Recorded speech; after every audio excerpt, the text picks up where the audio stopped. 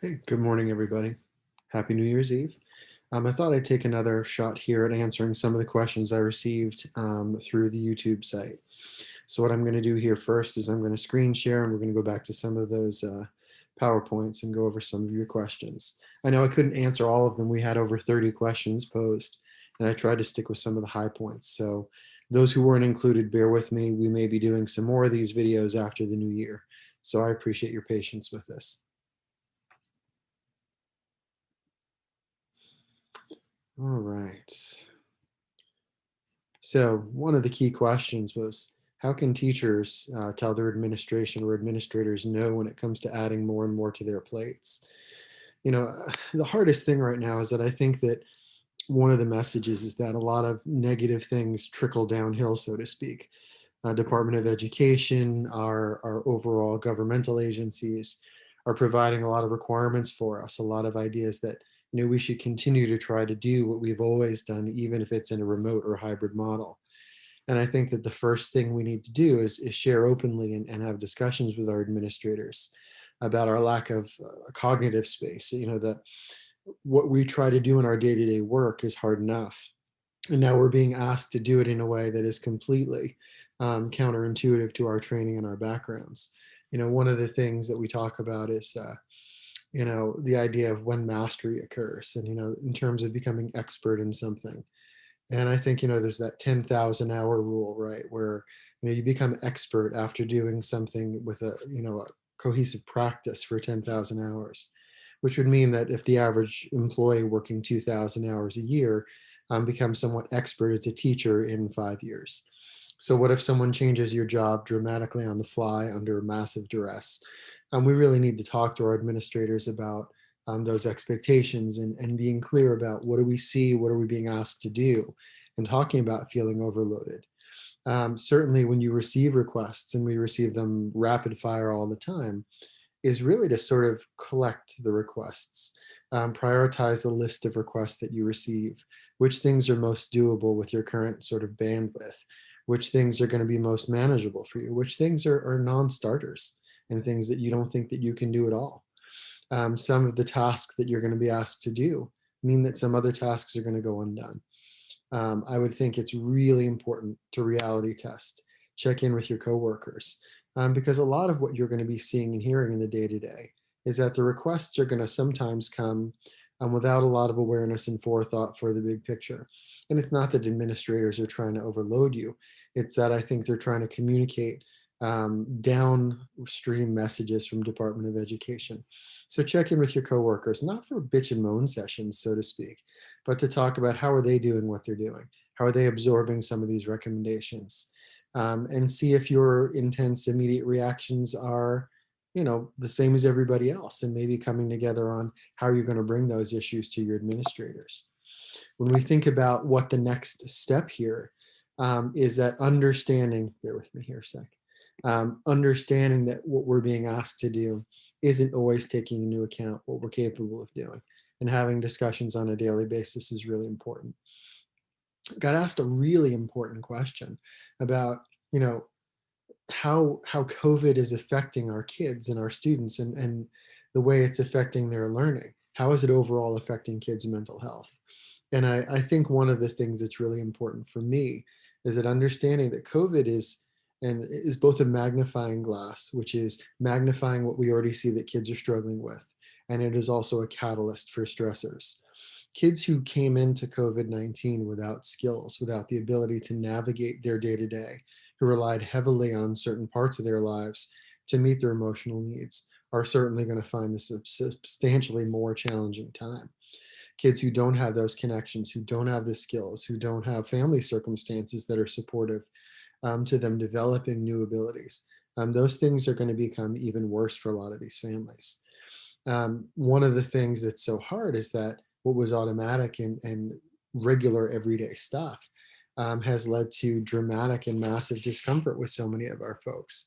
And the idea that everybody's uncomfortable and out of their element and trying to cope and tolerate these stressors, those things have been a massive impact to our kids and their families. So it becomes a shared responsibility, both school and family, to navigate these times. What I would say to folks is that, understand that if A kid wasn't terribly skilled before. This is not going to be going well for them. We need to really be focused on social emotional wellness. And if the workloads and the technology and the family of origin stressors are too great, we need to hit the pause button and ask, are we doing enough as a district to help our kids learn how to cope and how to deal with their day to day?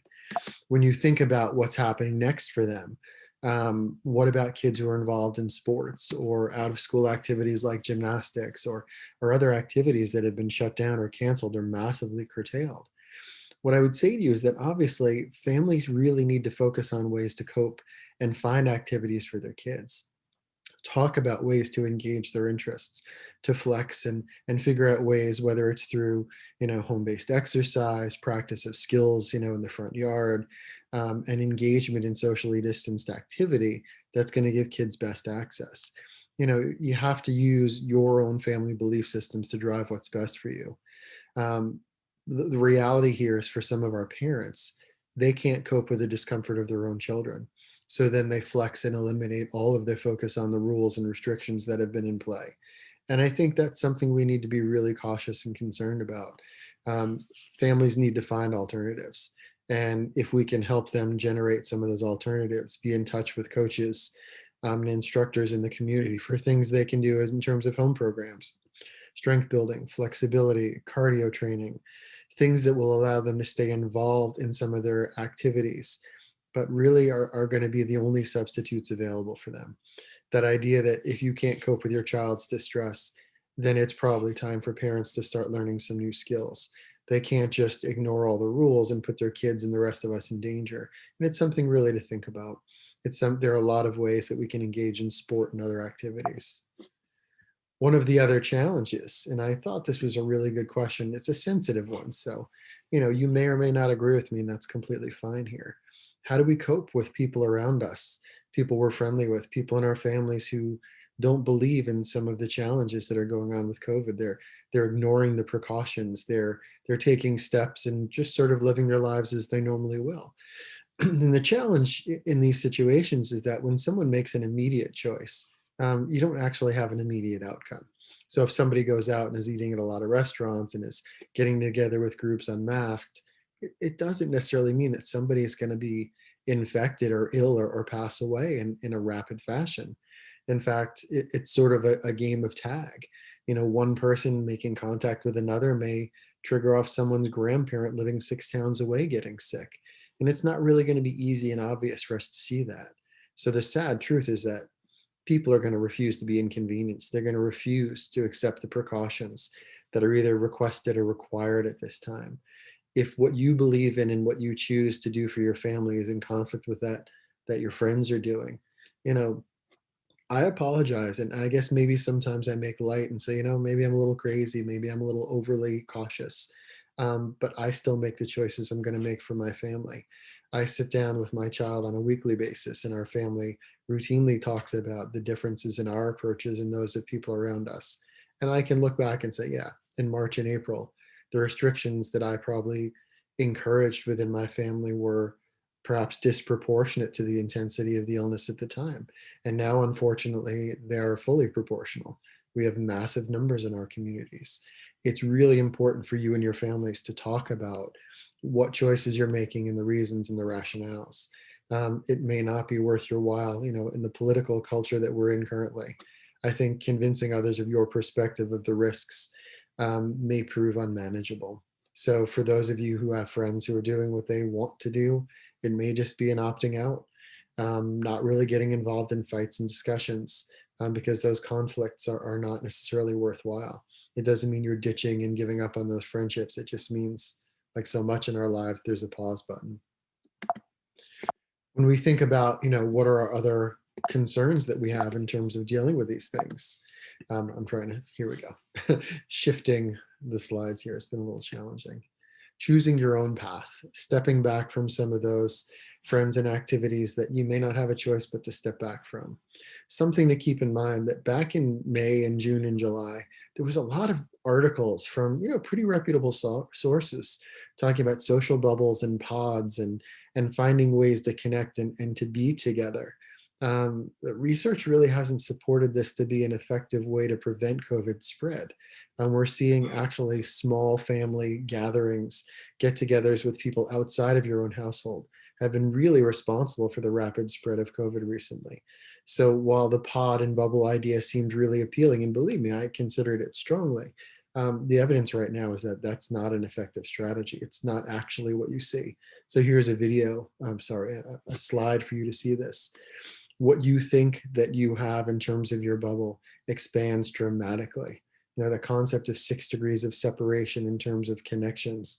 Um, People in a bubble or a pod are connected with other people.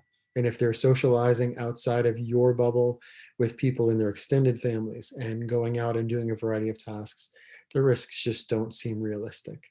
So keep in mind that, you know, so much of what we're doing to cope with this time is we're going to require some tough choices, some separation, and making choices that are really reflective of the risks that we're seeing in the science today. So I really appreciate you guys taking the time to be here with me today and to go over some of these questions. I hope everyone's well, and I look forward to chatting with some of you in the coming weeks. Have a happy new year.